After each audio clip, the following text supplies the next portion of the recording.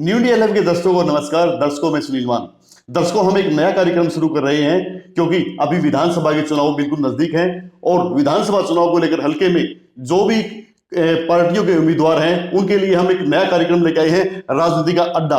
राजनीति के अड्डे में किसको मिलेगी चंडीगढ़ की टिकट, कौन पहुंचेगा चंडीगढ़, कौन बनेगा नाणु से विधायक, इसी को लेकर हम आज खास बातचीत कर रहे हैं नाणु हल्के के कांग्रेस के वरिष्ठ नेता दिलबाग सिंह ढांडा से। ढांडा साहब, आपका स्वागत है।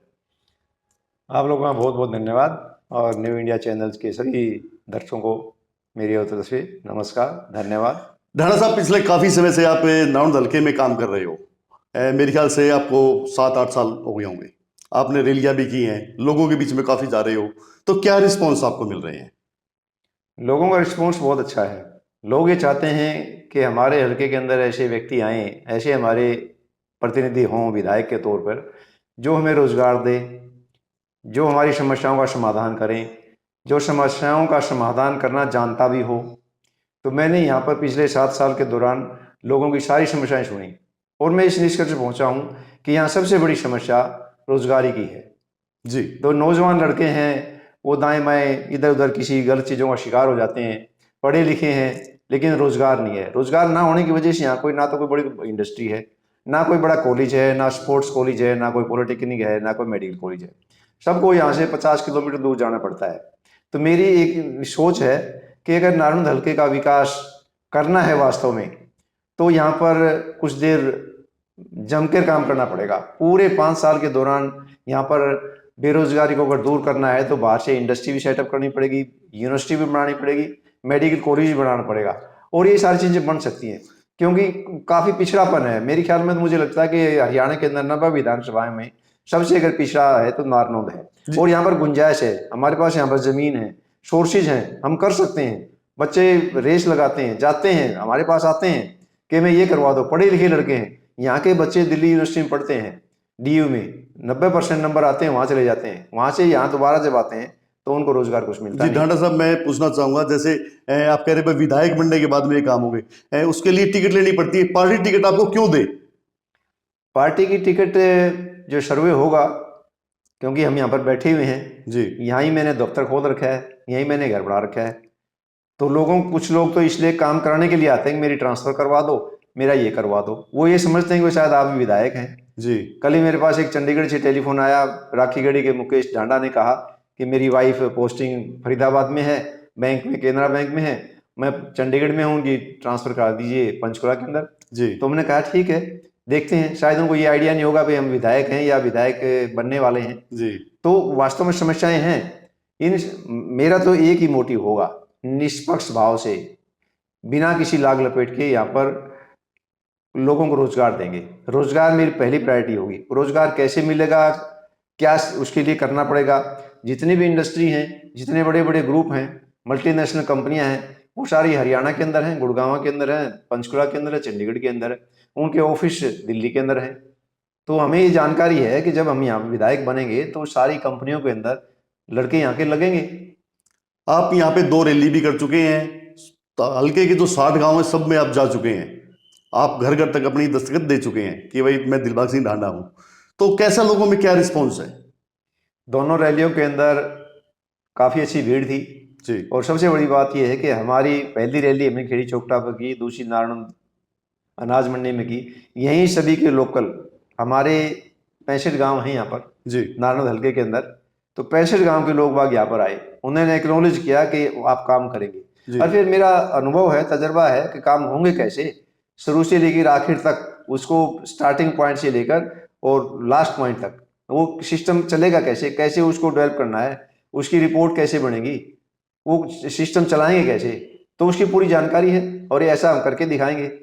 हम आपको ये बता देते हैं मान साहब कि आप जितने भी यहाँ पर मैं जो बात कह रहा हूँ जी, फिर कुछ विधायक बनने का प्रभु ने हमें मौका दिया, जनता का सहयोग मेरे साथ रहा, तो हम पब्लिक ये कहा करेगी कि जो कहते थे वो इन्होंने किया है। 5 साल यहाँ से दादा गौतम जो विधायक है, अभी जेजेपी से विधायक है दादा गौतम जी, 5 साल वो विधायक रहे। 5 साल में कहते भाई मेरी तो पावर ही नहीं है, क्योंकि मैं मंत्री तो बना नहीं, मेरी पावर नहीं है। ठीक बात है कि मंत्री की पावर कुछ ज्यादा होती है, लेकिन विधायक की पावर भी कम नहीं होती। जी।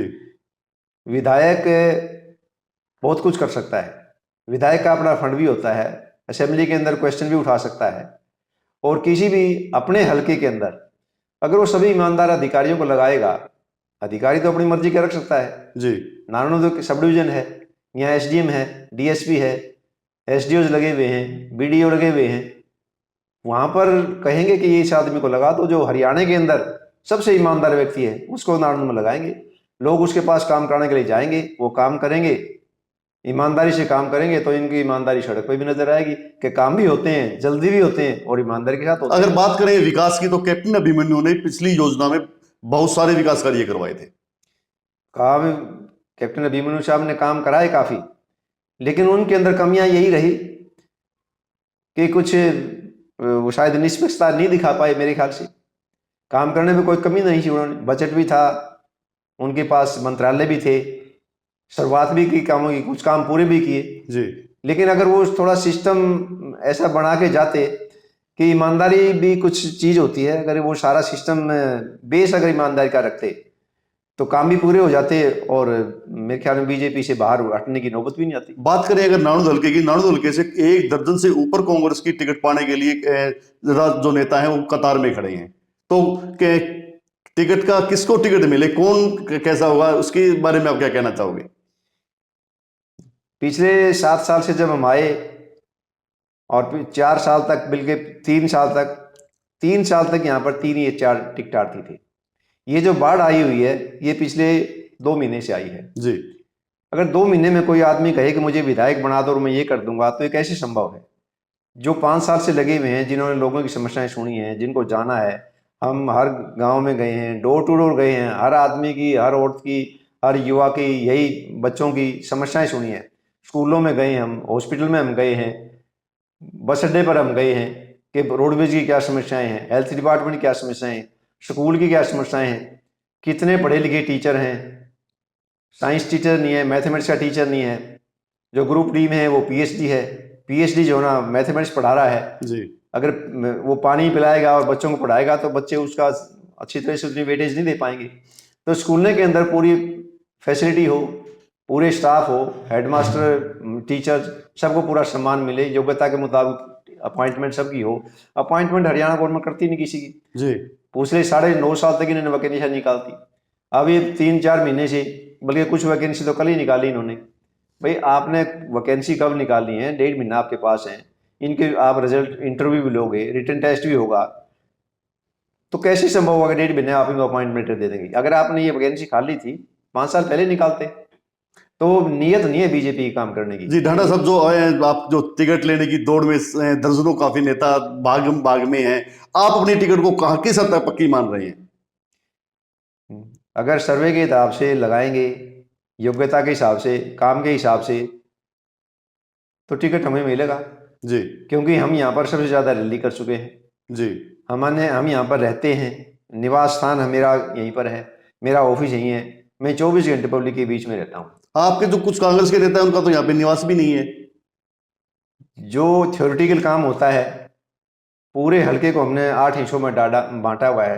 मंडल अध्यक्ष बनाया, जी हर बूथ के ऊपर बूथ प्रमुख बनाया, बूथ एजेंट बनाया, मोहल्ला एजेंट बनाए, और हर बूथ के ऊपर 20 आदमियों को और अपॉइंट किया है। ये रिपोर्टिंग हम करते हैं। इस जो कांग्रेस में गुटबाजी की बात करें, तो गुटबाजी को आप कहाँ तक मानते हैं? नहीं, गुटबाजी की तो जहाँ तक बात है इतनी विशेष फैक्टर नहीं है, क्योंकि कांग्रेस की सरकार अब की बार बनेगी, कांग्रेस की सरकार आएगी, और जो हवा है कांग्रेस की उसके हिसाब से तो मुझे लगता है कि 70 सीटें आएंगी, 80 सीटें आएंगी, तो गुटबाजी का कोई विशेष। अभी पिछले दिनों दीपेंद्र हुड्डा की पद यात्रा थी, उसमें काफी लोग नहीं दिखे जो दूसरे गुट के नेता थे, और अभी 11 तारीख को कुमारी शैलजा जी की नाउंद में रैली है, उसमें भी बहुत सारे नेता नहीं आएंगे, तो ये तो सड़क पे आ गए, अभी गुटबाजी तो बिल्कुल सामने आ गए। देखिए, जिनको इनवाइट किया जाता है वो सभी नेता पहुंचते हैं, पद यात्रा हो या रैली हो। जी तो जो भी रैली का संयोजक होता है उनको चाहिए कि वो सभी नेताओं को इनवाइट करे, पर्सनली प्रॉपर वे से इनवाइट करे, तो सभी आदमी आएंगे। अब जो आदमी यहाँ का प्रत्याशी बनना चाहता है, ऑब्वियसली वो इतना तो चाहता है कि मेरा रिस्पेक्ट मिले, मुझे प्रॉपर वे से इन्वाइट किया जाए। और अगर इन्विटेशन सबके पास जाता है, हमने अपनी रैली की थी, मैंने सबको इन्वाइट किया था, जी लगभग सभी नेता वहाँ पर थे, और मैं समझता हूँ कि हमारे भी जो साथी हैं वो भी ऐसा काम करेंगे तो सारे वहां पर जितने भी टिकटार्थी हैं सभी पहुंचेंगे। जी, ये थे दिलबाग सिंह ढांडा जी। इन्होंने कहा है कि ये ईमानदार अधिकारी रहे हैं, इनकी ईमानदार छवि है और इन्होंने हर घर तक दस्तक दी है। और अब की बार जो चुनावी माहौल है उसमें कांग्रेस का माहौल है और प्रदेश में कांग्रेस सरकार बनने वाली है।